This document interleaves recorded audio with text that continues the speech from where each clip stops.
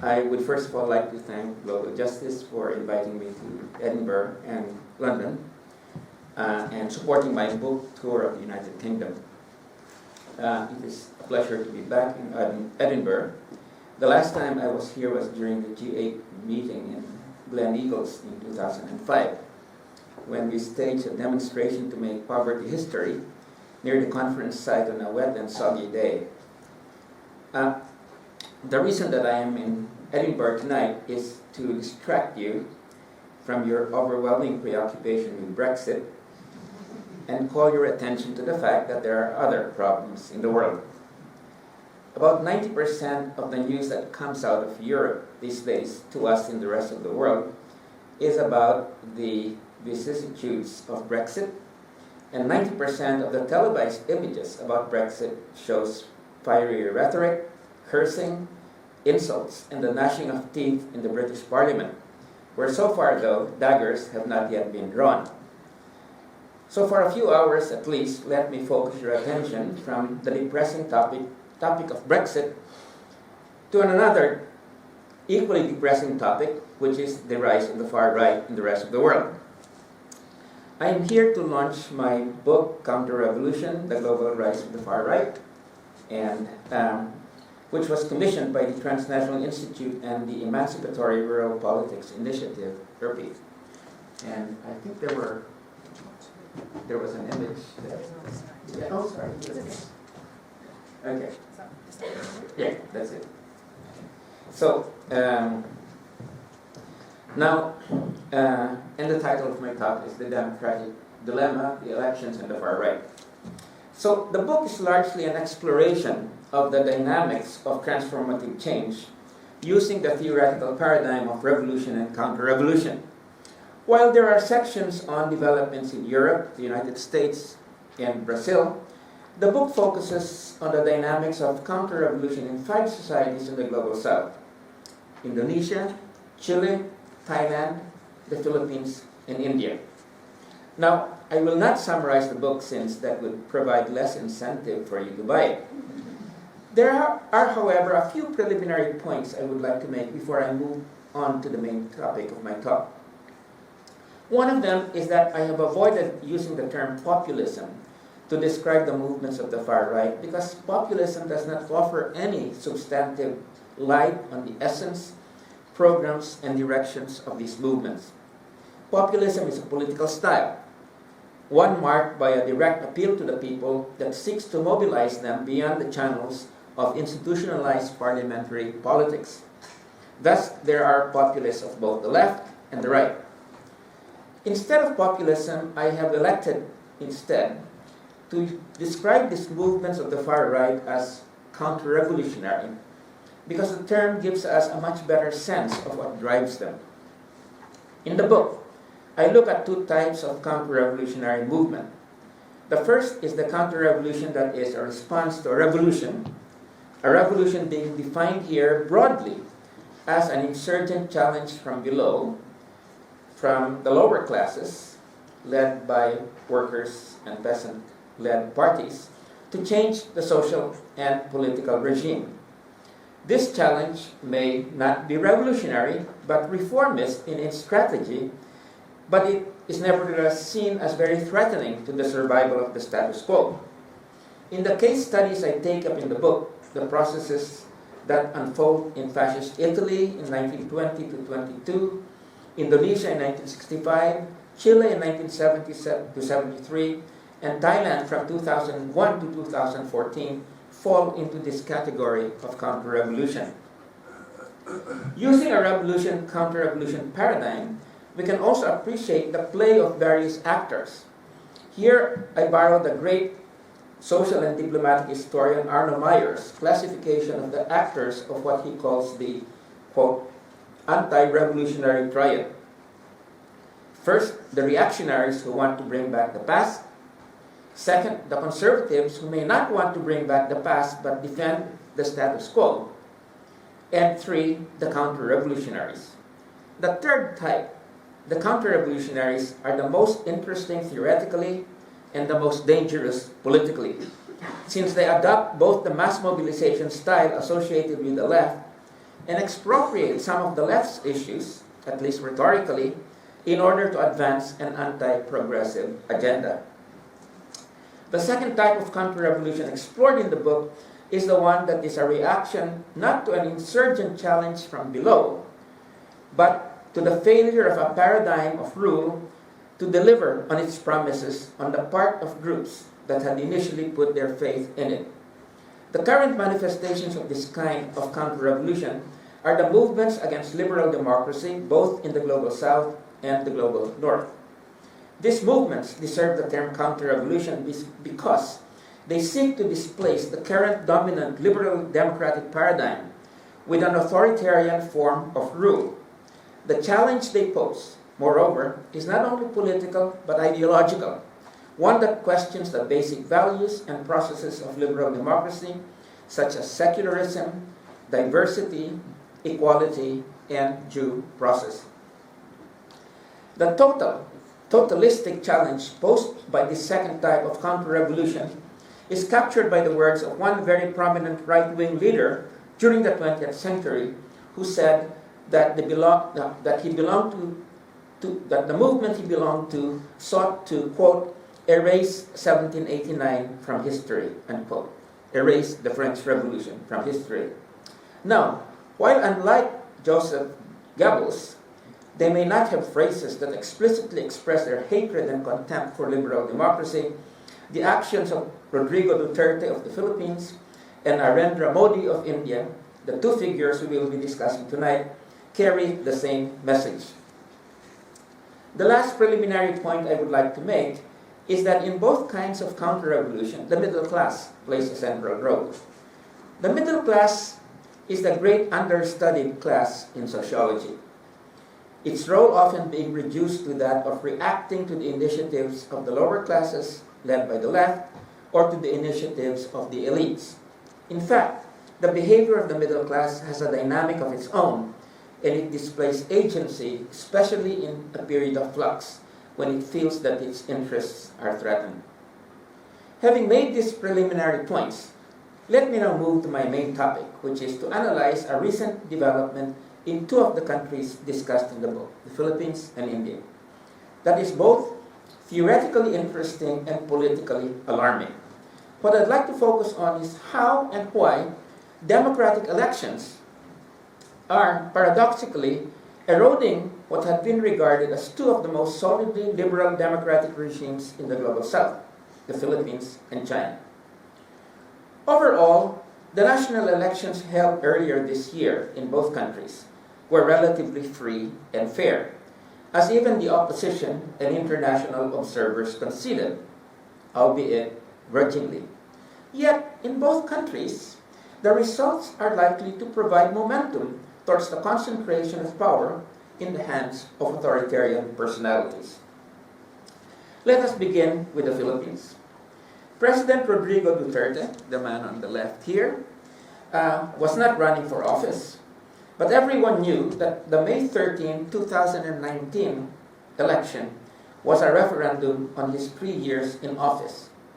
Now, if it were politics as usual in the Philippines, the president's record could have done him and his favored candidates for the Senate much damage. The worst inflation in nearly a decade, kowtowing to China, credible charges of hidden wealth, a penchant for misogynistic anti-women comments, a provocative anti-clerical attitude in an overwhelmingly Catholic country, intimidating the press, imprisoning or ousting from office vocal opponents, and perhaps most seriously, over 20,000 deaths, a large number owing to extrajudicial executions in his war on drugs. But it is not politics as usual in the Philippines. At the time of the elections in May, Duterte had an astonishing 81% approval rating. And the results of the elections drove this home. His favored candidates and allies captured all 12 of the senatorial seats at stake. Not since the late 1980s had the opposition been completely shut out in a Senate race. As the results poured in on election night, May 13, it became clear that Duterte, warts and all, had been given an overwhelming mandate by the electorate, making him the most powerful person to occupy the presidency since Ferdinand Marcos. Since electoral fraud wasn't a credible explanation for the results, some political commentators elected to blame the voters. And I quote, "We have most of the voters to blame for it," unquote, wrote one prominent journalist critical of Duterte. Quote, "They are the millions who approve of mass killings, who are indifferent to the violations of human rights, who despise intelligence and who've never read a book. They disparage this democracy without knowing what it is and approve of tyranny because they can't tell the difference," unquote. Now, if the writer were a conservative intellectual, I would not have given his comments a second thought. But he was a well-known man of the left who had previously written about the masses being the agents of history.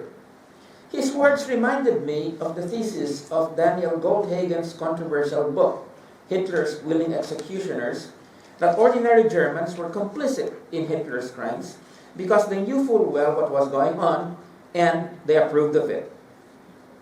But let us move on to India. In contrast to Duterte, who had an astonishingly high approval rating despite the existence of many serious problems faced by the Philippines, things did not seem as auspicious for Narendra Modi, the man on the right, and the ruling Hindu nationalist BJP at the beginning of the 6-week-long electoral process in India in April. The annual growth rate was down to 5.8%.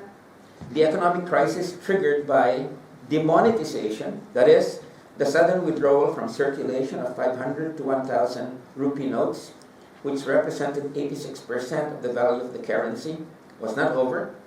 Farmers' marches reminded the country of the crisis of agriculture, and violence spawned by an aggressive Hindu nationalism had become commonplace. Yet, after the votes were counted, the whole country was stupefied. The BJP had expanded its majority to 303 seats, 20 more than its electoral tally in 2014.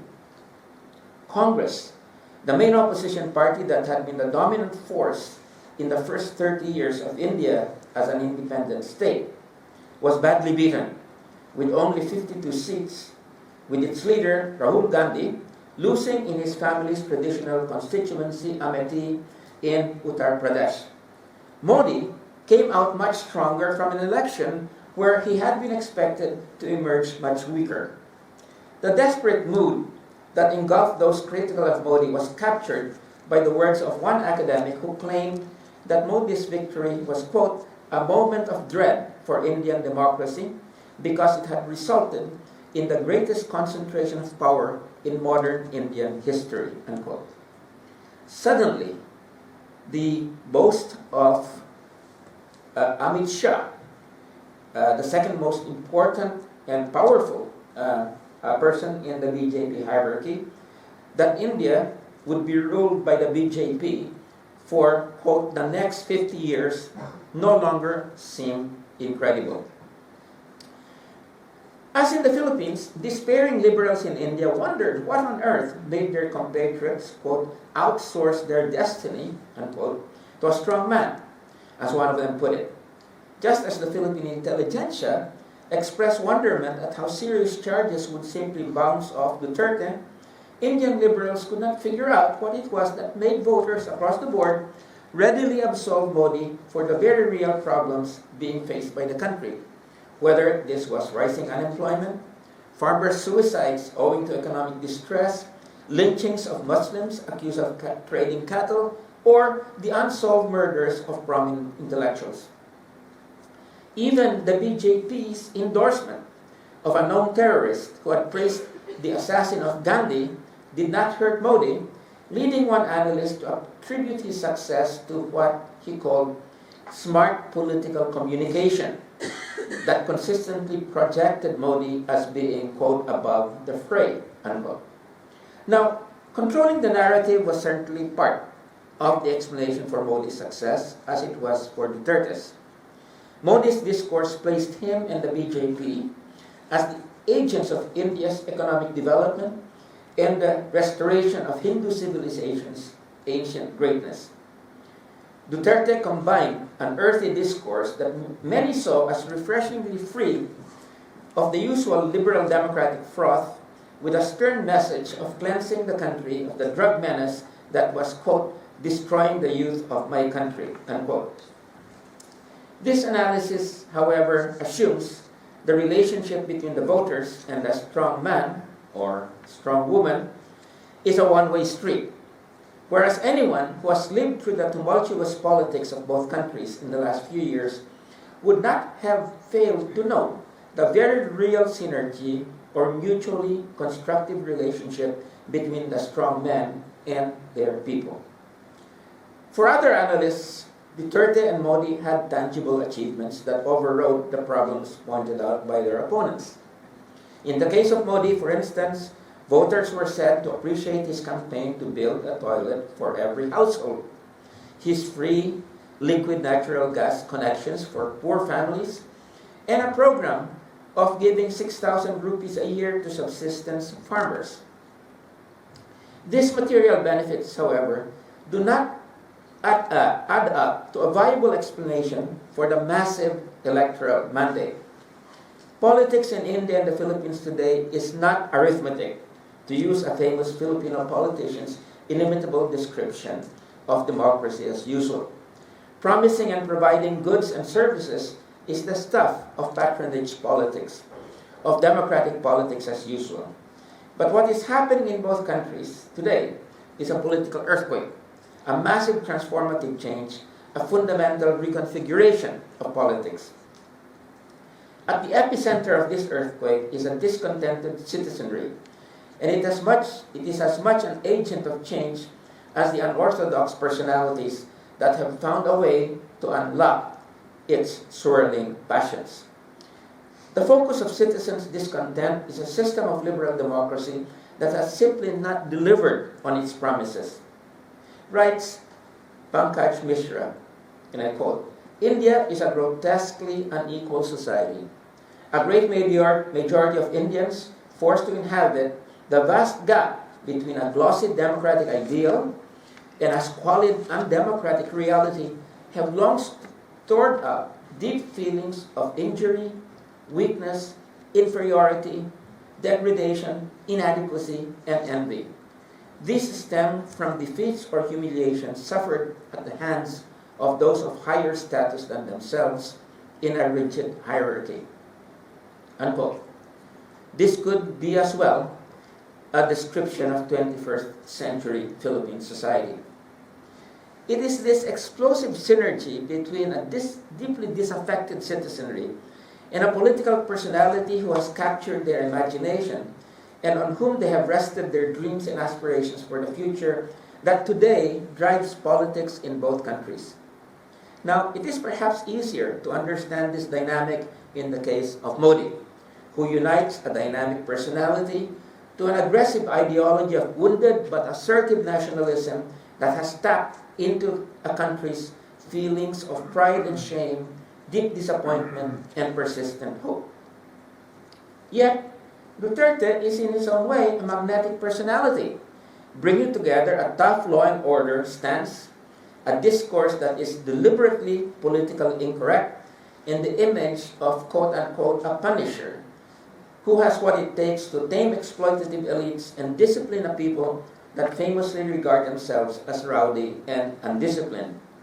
The very qualities that liberals despise in Duterte is what enables him to connect with the masses, especially with the volatile middle classes that feel most sharply the yawning gap between their aspirations and the possibilities of fulfilling them in the really existing democratic dispensation. The connection that has been forged between strong personalities and their people has ushered in a period that may best be described as one where charismatic politics has displaced democracy as usual. Here, we might take a leaf from the great sociologist Max Weber, who saw charismatic authority or legitimacy, as he called it, as a dynamic, transformative process that overwhelms both traditional authority and rational legal authority structures coexisting in society. Now, so Weber raised this idea of legitimacy being of three types: charismatic legitimacy, traditional legitimacy, and rational legal authority or legitimacy. Now, charismatic politics exploits the contradiction between traditional authority structures that legitimize inequality and injustice and a rational legal order based on the principles of democracy, justice, and equality. Charismatic politics is not politics as usual, and is a fluid process that moves in uncharted waters until the charisma of the leader is what Weber called routinized, quote unquote, into a set of rules, procedures, and processes which become the new source of authority and legitimacy. Now, charismatic legitimacy is hardly benign. Indeed, it almost invariably ends up with a dangerous concentration of power in the hands of the charismatic individual.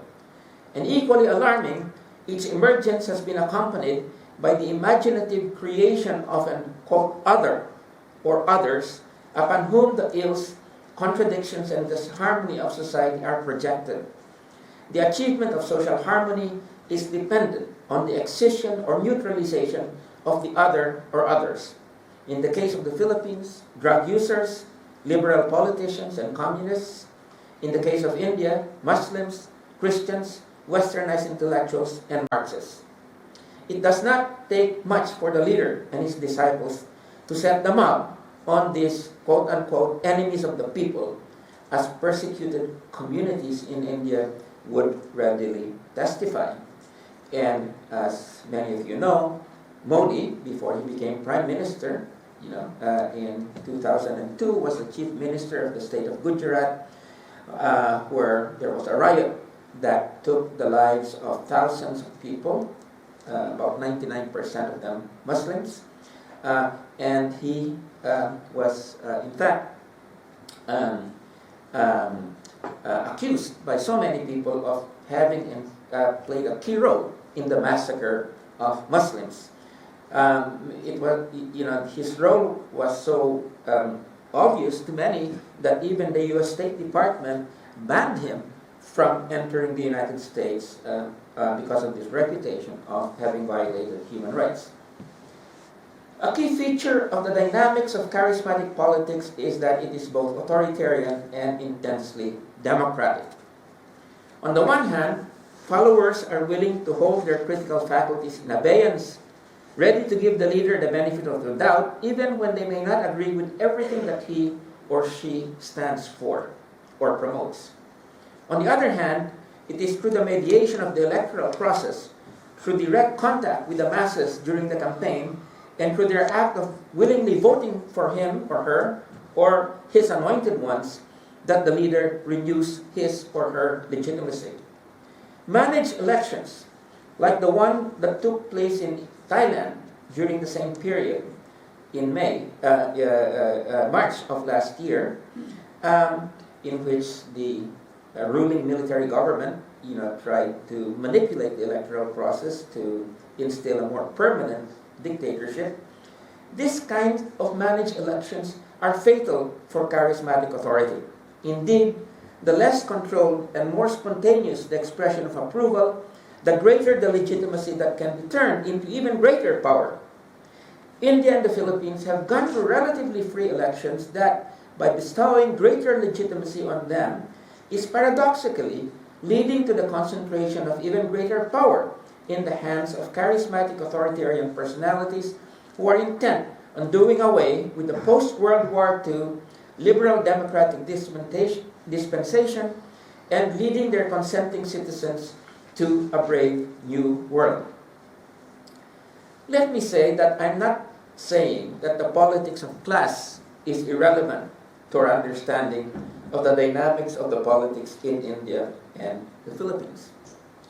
Neoliberal economic policies that we are familiar with, which have created inequality both in the North and the South, have been central in both creating discontent against liberal democracy as well as generating support for capitalism that the insurgent authoritarian elites have capitalized on, because it has also created what is called the aspiring middle classes.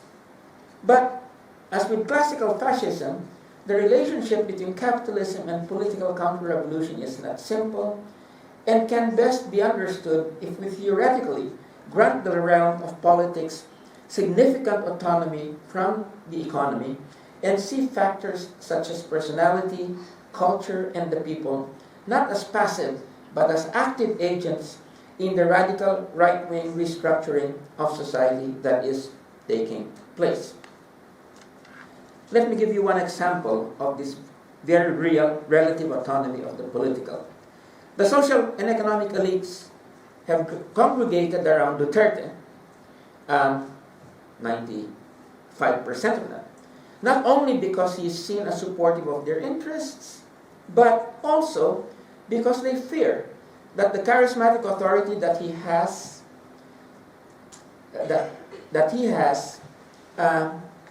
can also be used to discipline them and dismantle their economic empires. That is indeed the reason why some progressives and former progressives back Duterte. Despite his accommodation with the elites, they still hope that he will turn the power of the state against them, a hope that is nurtured by his occasional high-profile firing of some members of the cabinet accused of corruption. Like Hitler, Mussolini, Orban in Hungary, Trump in the US, Le Pen in France, and other far-right personalities, Duterte and Modi have arrived at some accommodation with the economic elites, but, let this be clear, they are not servants of the latter. Now, I do not think we have time to compare the features of the far-right movements in the North with those in the South. Nor do we have time to tackle the very important task of discussing how to counter the new authoritarianism. Maybe we can discuss these urgent questions more at length in the question and answer period. Let me just say in this connection that there must be no retreat from our aggressive defense of human rights, due process, and democratic rights that are under assault. Let me repeat, we cannot afford to retreat from an aggressive defense of human rights, due process, and democratic rights that are under assault. And I say this because there are political forces, liberal political forces, even social democratic forces and parties that are looking to what happened in Denmark, where the Danish Social Democrats have, in fact, caved in and adopted a very anti-immigrant agenda, and because they have done that, their political fortunes have risen. They have been able to get back some of the voters that they have lost. I think that is an extremely dangerous stand. But we cannot just be defensive. We must have an alternative to counter the seductive, simplistic, and dangerous visions of the far right. In this regard, let me quote President Duterte's fiercest critic, the jailed Senator Laila de Lima, with whom I am working at this point in time to free her from jail. Her words illustrate the conjuncture we face in places like the Philippines and India. She says that the old liberal democracy is a system whose time has passed, but that, quote, the alternative to Dutertismo still has to be born, unquote. And until then, the people will continue to be entranced by Duterte. It is important to fully understand and appreciate the dynamics of Dutertismo and Hindu nationalism, and for that matter, the dynamics of other far right-wing movements in both the global south and the north, and not to reduce the hegemony of these movements to a simple question of people being manipulated or brainwashed if we are to meet the urgent challenge of coming up with a viable antidote to them. So it is very easy to just say that these are people that are being manipulated by clever demagogues, and indeed in the Philippines, this among frustrated liberals, this is a common explanation, but it is a very easy explanation that doesn't really capture the kind of phenomenon of why people become open to such demagogues. And maybe in the question and answer, we can discuss more of these factors that in fact open citizenries up to the seductive appeals of these far-right personalities. So with that, I would just like to thank you, and thank you for your hospitality, and maybe we can move on to questions. Bye-bye.